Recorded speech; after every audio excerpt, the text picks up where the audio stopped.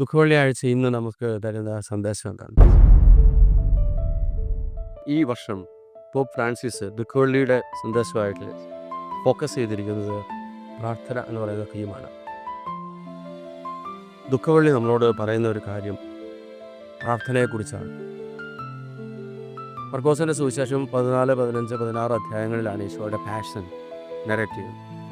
അതിനകത്ത് ഗത്സമനിയാണ് ഫ്രാൻസിസ് പാപ്പ ഗത്സമനിയുടെ വിവരണത്തിൽ പറയുകയാണ്. ഈശോ പത്രോസിനെയും മറ്റ് ശിഷ്യന്മാരെയും കൂട്ടിക്കൊണ്ട് ഗത്സമനിയിലേക്ക് പോയി.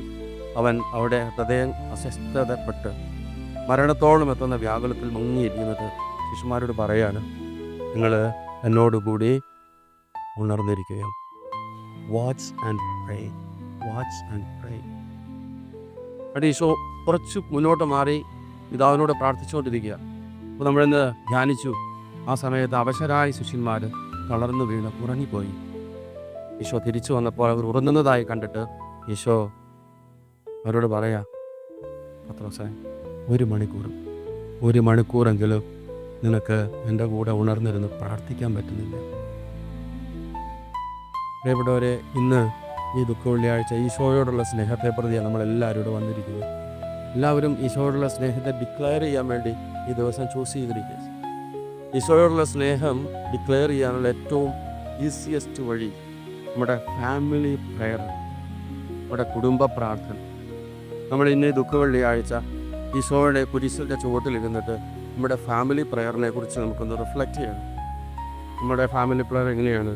വെയറിനെസ്, distraction, dullness of mind and heart, homework, assignments, chores, non availability, shift work, parties. കുടുംബ പ്രാർത്ഥനയെ അലങ്കോലമാക്കുന്ന ഈ കാര്യങ്ങൾ ദുഃഖവെള്ളിയാഴ്ച ഇരുന്ന് ഈശോയുടെ കുരിശിൻ്റെ ചുവട്ടിലിരുന്ന് ധ്യാനിച്ചിട്ട് നമുക്ക് നമ്മുടെ ഫാമിലി പ്രെയറിനെ ട്രാൻസ്ഫോം ചെയ്യുന്നു. നമുക്ക് 2-3 ചോദ്യങ്ങൾ നിങ്ങളോട് ചോദിക്കാൻ ഈശോ ചോദിക്കാൻ ആഗ്രഹിക്കുന്നു. How much time do we spend for family prayer? Do we ignore our family prayer? Do we shorten our family prayer? Do we give our children exemption for family prayer because of their assignments, homework or exam? ഇതെല്ലാം നമ്മൾ ചെയ്തുകൊണ്ടിരിക്കുന്നില്ല. ഞാനൊരു പ്രാവശ്യം ഒരു ഉഴുത്താമക്കളുള്ള ഒരു വീട്ടിൽ വെച്ച് അവരെല്ലാം കൃത്യമായിട്ട് പള്ളി വരും. പള്ളിയിലെ എല്ലാ കാര്യങ്ങളും വളരെ ആക്റ്റീവായിട്ട് സഹകരിക്കും. സാധാരണ ആ പ്രായത്തിൽ പൊതുവെയുള്ള പരാതി പിള്ളേർ പള്ളി പോകുമായിരുന്നു. അപ്പോൾ ഞാൻ അവരുടെ ഹൗസ് വിസിറ്റ് ചെയ്ത് കഴിഞ്ഞപ്പോൾ ഞാൻ അവരോട് ചോദിച്ചു, പൊതുവേ ഞാൻ ഈ കാണുന്നത് 12ാം ക്ലാസ് കഴിഞ്ഞാൽ പിന്നെ നമ്മുടെ ചെറുപ്പക്കാർ പള്ളി വരാതിരിക്കുന്നത്, നിങ്ങളുടെ യൂണിവേഴ്സിറ്റി പഠിക്കുന്ന ഈ താടിയൊക്കെ നീട്ടി മുടി കെട്ടി വെച്ചേക്കുന്നവരും കൃത്യമായിട്ട് വന്ന് മുന്നിൽ നിന്ന് കൈപോപ്പ് എന്ന് പ്രധാനമാണ് പ്രാർത്ഥിക്കുന്നത്. എന്താണ് നിങ്ങളുടെ മക്കളെ ഇങ്ങനെ ഈ ഈശോയോട് ചേർത്ത് ദേവാലയത്തോട് ചേർത്ത് വളർത്തിയതിൻ്റെ രഹസ്യം? അപ്പോൾ എന്നോട് ആ വീട്ടിലെ അമ്മ പറഞ്ഞത്, പക്ഷേ അത് ഞങ്ങളുടെ കുടുംബ പ്രാർത്ഥനയാണ്. അപ്പോൾ ഞാൻ ചോദിച്ചത്, എന്താണ് എല്ലാ വീട്ടിലും കുടുംബ പ്രാർത്ഥന നടക്കുന്നുണ്ടല്ലോ, പക്ഷേ നിങ്ങളുടെ കുടുംബ പ്രാർത്ഥനയുടെ പ്രത്യേകത എന്ത്? അപ്പോൾ അവർ പറഞ്ഞു, ചേച്ചി ചേട്ടൻ എഴുന്നേരോട് പറയാം, ഞങ്ങളുടെ കുഞ്ഞുനാൾ മുതൽ ഞങ്ങളുടെ മക്കളെ കുരിശ് വരയ്ക്കുകയുണ്ടോ, കുരിശ് വര കഴിഞ്ഞ് കഴിയുമ്പം ഓരോരുത്തരായിട്ട് എൻ്റെ അടുത്ത് വന്ന് ഞാൻ മുട്ടുകുത്തി നിൽക്കും, ലൈൻ ബൈ ലൈൻ. അപ്പോൾ കുരിശ് വര തീർന്നു കഴിയുമ്പം മറ്റേ ഇളയാൾ വന്ന് മുട്ടുകുത്തി ഇന്ന് നേരത്തെ ഫ്രണ്ടിലുള്ള ആൾ എൻ്റെ മടിയിലേക്ക് തല വെച്ച് കിടക്കും. അപ്പോൾ ഞാൻ എൻ്റെ 2 കൈകൊണ്ടും എൻ്റെ കൊച്ചിൻ്റെ തലയിൽ കൈവച്ച് കുറച്ച് നേരം പ്രാർത്ഥിക്കും. അത് കഴിയുമ്പോൾ അടുത്തവൻ വരും, അവൻ്റെ തലയിൽ ഞാൻ കൈവച്ച് കുറച്ച് നേരം ഈശോയോട് പ്രാർത്ഥിക്കും. ഈ 25 വയസ്സായി താടി മീശയുള്ള വലിയ മുടിയൊക്കെ പുറകോട്ട് കെട്ടി വെച്ചത് ഈ കൊമ്പൻ മീശക്കാരൻ, അവൻ കുരിശുവര കഴിയുമ്പോൾ എൻ്റെ മടിയിൽ കിടക്കുക. കുടുംബ പ്രാർത്ഥനയുടെ ബലമാണിത് പ്രിയപ്പെട്ടവരെ. നമ്മളെ ഓസ്ട്രേലിയയിൽ വന്നിട്ട് നമുക്ക് നഷ്ടപ്പെട്ടു പോയത് പാരമ്പര്യം മാത്രമല്ല, പ്രാർത്ഥന കൂടിയാണ്. എല്ലാ ദിവസവും നടത്തേണ്ട പ്രാർത്ഥനയുടെ പേരാണ് കുടുംബ പ്രാർത്ഥന. നിങ്ങൾക്ക് അങ്ങനെ ഒരു തെറ്റിദ്ധാരണ വേണ്ടി. ഈശോ മുറിവേറ്റ് കിടക്കുമ്പോൾ ഈശോയുടെ മുമ്പിലിരിക്കുന്ന നിങ്ങളെ മുറിപ്പെടുത്താൻ എനിക്ക് യാതൊരു ബുദ്ധിമുട്ടുമില്ല. നമുക്ക് വേണ്ടി മുറിവേറ്റ ക്രിസ്തു നമ്മുടെ മുമ്പിൽ സാക്ഷിയായിട്ട് നിൽക്കുകയാണ്. നമ്മൾ എത്രയോ സൗകര്യപ്രദമായിട്ട് നമ്മുടെ വീട്ടിൽ നിന്നും ക്രിസ്തുവിനെ ഇറക്കി വിട്ടിട്ടുണ്ട്.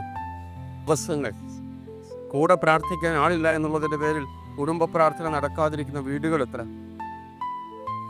ഓരോരോ കാര്യങ്ങൾ പറഞ്ഞ്, അസൈൻമെൻറ്റ്, എക്സാം, ഓരോ കുഞ്ഞു ന്യായങ്ങൾ പറഞ്ഞ് അരമണിക്കൂറുള്ള ജപമാല മാറ്റിവെക്കാൻ നമ്മുടെ കുഞ്ഞുങ്ങളെ നമ്മൾ അനുവദിക്കുന്നില്ലേ? മാർപ്പാപ്പ പറയുകയാണ്, ഈ വർഷത്തെ ദുഃഖവെള്ളിയിൽ നിങ്ങൾ ഹൃദയം കൊണ്ടെടുക്കേണ്ട ഒരു തീരുമാനമുണ്ട്. നമ്മുടെ നഷ്ടപ്പെട്ടു പോയ ഫാമിലി പ്രയറിനെ നമുക്ക് റീഗെയിൻ ചെയ്യണം. നമ്മുടെ ആരുടെയും കുഴപ്പമില്ലത്, നമ്മൾ ജീവിക്കുന്ന ഒരു സംസ്കാരത്തിൻ്റെ കുഴപ്പം. ഞാൻ പരമാവധി ഡയസിൽ അച്ഛന്മാർക്ക് ക്ലാസ് എടുത്തപ്പോൾ അവരോട് ഞാൻ പറഞ്ഞു, നമ്മുടെ സീറോ മലബാർ ട്രഡീഷണലിൽ ഞങ്ങൾ 30 to 45 മിനിറ്റ്സ് എല്ലാ ദിവസവും ഞങ്ങൾ കുരിശ് വരയ്ക്കാറുണ്ട്. ഫാമിലി പ്രയർ ഉണ്ട്. അപ്പോൾ എന്നോടൊരു അച്ഛൻ ചോദിച്ച ചോദ്യമാണ്, do we need family prayer in order to become a Catholic? കത്തോലിക്കനാകാനായിട്ട് ഫാമിലി പ്രയറുടെ ആവശ്യമുണ്ട്. അങ്ങനെ ചോദിക്കുന്ന ഒരു സംസ്കാരത്തിൽ ജീവിക്കുമ്പോൾ പ്രാർത്ഥനയ്ക്ക് വലിയ ഇമ്പോർട്ടൻസ് നമുക്ക് തോന്നില്ല. കുടുംബ പ്രാർത്ഥന ഒരു മാജിക്കും നമ്മുടെ ജീവിതത്തിൽ ചെയ്യല. നമ്മൾ ധ്യാനത്തിന് പോകുമ്പോഴോ കൺവെൻഷനിൽ പങ്കെടുക്കുമ്പം ആരാധന നയിക്കപ്പെടുമ്പോൾ നടക്കുന്ന രോഗശാന്തി പോലുള്ള കാര്യങ്ങളൊന്നും കുടുംബ പ്രാർത്ഥനയിൽ സംഭവിക്കുകയില്ല. പക്ഷേ കുടുംബ പ്രാർത്ഥന ഒരുമിച്ച് പ്രാർത്ഥിക്കുന്ന കുടുംബത്തിൽ സംഭവിക്കുന്നൊരു കാര്യമുണ്ട്. അതാണ് ദുഃഖവെള്ളി നമുക്ക് തരുന്ന രണ്ടാമത്തെയും മൂന്നാമത്തെയും കാര്യങ്ങൾ. രണ്ടാമത്തെ പോയിന്റ് ഇതാണ്, ഈശോ നമുക്ക് പറഞ്ഞു തരുന്നു സൈലൻസിനെ കുറിച്ച്. ഇന്ന് നമ്മൾ ഈ പാഷൻ റീഡിങ് നടത്തിയപ്പം പീലാത്തോസ് ഈശോയോട് ചോദിക്കുന്ന സമയത്ത് ഈശോ നിശബ്ദത പാലിക്കുന്നു. അവനൊന്നും മിണ്ടിയില്ല. അവൻ്റെ ഐഡൻറ്റിറ്റിയെക്കുറിച്ച് ചോദിച്ചപ്പോൾ ഈശോ സംസാരിച്ചു. അവനെ അക്യൂസ് ചെയ്തപ്പം ഈശോ സൈലൻ്റ് ആയി. അതാണ് ആ സൈലൻസിൻ്റെ difference. Jesus spoke, but at the same time Jesus was silent. When he was silent, when he was accused, he was silent. When his identity was questioned, he replied. ഹെറോദസിൻ്റെ മുന്നിൽ നിന്നപ്പോൾ ഈശോ ഒന്നും മിണ്ടിയില്ല. ഇത് എന്നെ ശ്രമിക്കുന്ന എല്ലാ പേരൻസിനും വളരെ നിശ്ചയമുള്ള കാര്യമാണ്. നമ്മുടെ മക്കളോട് എന്തായാലും പറയും, വായ് ചോദിക്കല്ലേ? നമ്മുടെ കുഞ്ഞുങ്ങൾ ചോദിക്കുന്ന ചോദ്യമാണ്. അക്യൂസേഷൻസിൻ്റെ മുമ്പ് സൈലൻ്റ് ആകാൻ പഠിച്ചാൽ മാത്രമേ നമുക്ക് നല്ലൊരു കുടുംബജീവിതത്തെ കെട്ടിപ്പടുക്കാൻ പറ്റുള്ളൂ. ഇല്ലെങ്കിൽ നമ്മുടെ ഡിവോഴ്സ് റേറ്റ് ഒക്കെ കണ്ടമാനം ഉയരും. ക്രിസ്തുവിൻ്റെ ആറ്റിറ്റ്യൂഡാണ് അക്യൂസേഷൻസിൻ്റെ മുമ്പിൽ സൈലൻ്റ് ആവുക, നിശബ്ദത പാലിക്കുക. നമ്മൾ എന്തിനാണ് പഴയ കാര്യങ്ങളൊക്കെ പറഞ്ഞ് വീണ്ടും വീണ്ടും കുത്തിപ്പൊക്കി സംസാരിക്കുന്നത്? ഒരാൾക്ക് മുറിവേൽക്കുമെന്ന് അറിഞ്ഞ് തന്നെ വീണ്ടും വീണ്ടും നമ്മൾ ആ കാര്യങ്ങൾ സംസാരിക്കാറുണ്ട്. നിശബ്ദത. സൈലൻസിനെ കുറിച്ചുള്ള വളരെ ബ്യൂട്ടിഫുൾ ആയിട്ടുള്ള statement. Silence is a prayer, it is meekness, it's forgiveness, it's a means of redeeming evil, a means of converting your passion into a sacrificial gift. നമുക്ക് ഈശോയോട് ചോദിക്കണം, ഈശോയെ എന്തുകൊണ്ട് നീ മിണ്ടിയില്ല, നീ എന്തുകൊണ്ട് സംസാരിച്ചില്ല? ഈശോ തരുന്ന ഉത്തരമാണ്, ചില സമയത്ത് നമ്മൾ പുലർത്തുന്ന സൈലൻസ് ഉണ്ട്, പ്രത്യേകിച്ച് അത് ഫാമിലിക്കുള്ളിൽ. ആ നിശബ്ദതയ്ക്കുടെ പേര് ഒരു പ്രാർത്ഥനയാണ്. ആ നിശബ്ദതയ്ക്ക് പ്രാർത്ഥന എന്നും കൂടി അർത്ഥമുണ്ട്. മീക്ക്നെസ്, എളിമ എന്ന അർത്ഥമുണ്ട്. ഫോർഗിവ്നെസ്, ക്ഷമിക്കുന്നു എന്ന അർത്ഥമുണ്ട്. മറ്റേ ആളിൽ പ്രബലമായിട്ട് നിൽക്കുന്ന, നമ്മളെ അക്യൂസ് ചെയ്യുന്ന ആളുകളിൽ, വഴക്ക് പറയുന്ന ആളിൽ പ്രബലമായിട്ട് നിൽക്കുന്ന ഈ ഉള്ളിനെ, തിന്മയെ നമ്മൾ റിഡീം ചെയ്യുക നമ്മുടെ സൈലൻസ് വഴി. നമ്മൾ സൈലൻ്റ് ആകുമ്പോൾ നമുക്ക് വേദനയുണ്ട്, ഹൃദയത്തിൽ ചങ്ക് പൊട്ടുന്ന വേദനയുണ്ട്. ആ വേദനയുണ്ടല്ലോ ഈശോയ്ക്ക് കൊടുക്കാനുള്ള ഏറ്റവും വലിയ സാക്രിഫൈസുകളിൽ നിന്നാണ്. ദുഃഖവെള്ളി നമ്മളെ പഠിപ്പിക്കുന്നു നിശബ്ദരായിരിക്കാനാണ്. പ്രത്യേകിച്ച് അക്യൂസേഷൻസിൻ്റെ മുമ്പിൽ സെൽഫ് ജസ്റ്റിഫിക്കേഷൻ നടത്താതെ നമ്മുടെ കുഞ്ഞുങ്ങളുടെ വൈ ചോദ്യങ്ങൾ വീട്ടിൽ കുറയ്ക്കാൻ പറയണം.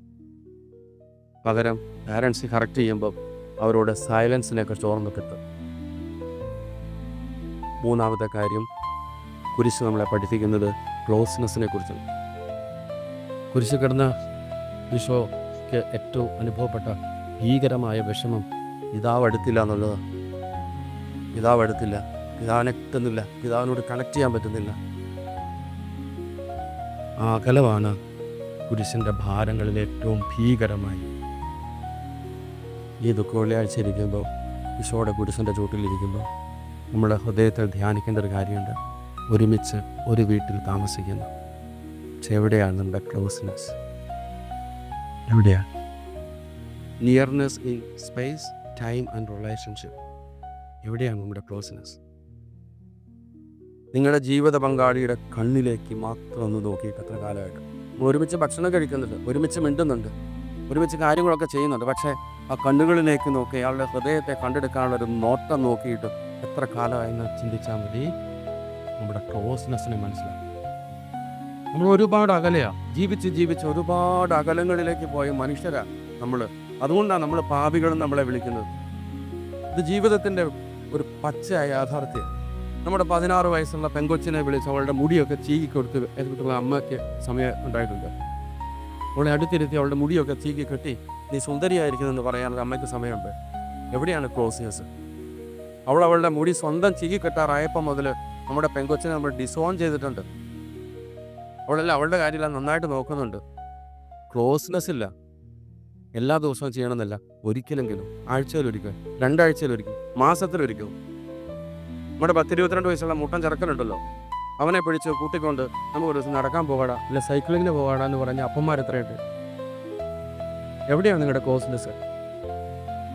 ഭക്ഷണം മേടിച്ചിട്ടിരിക്കുമ്പം പഠിക്കടാ, കുടിച്ചു വരയ്ക്കടാ, നീ കുളിക്കുന്നില്ലേ എന്നൊക്കെ ചോദിക്കുന്ന 5-6 കറക്റ്റ് ടിപ്പിക്കൽ ക്വസ്റ്റ്യൻസ് ഉണ്ട്. ഒരു അപ്പൻ ടൈപ്പ് ക്വസ്റ്റ്യൻസ് ഉണ്ട്. ഈ ക്വസ്റ്റ്യൻസ് മാത്രം പിള്ളേരോട് ഡെലിവറി ചെയ്യുന്ന ഒരു പാരൻറ്റിങ്ങാണ് നമുക്കോട്ട്. നമ്മുടെ കുഞ്ഞുങ്ങളോട് നമ്മുടെ ക്ലോസ് ആണ്, ജീവിത പങ്കാളികൾ ക്ലോസ് ആണ്.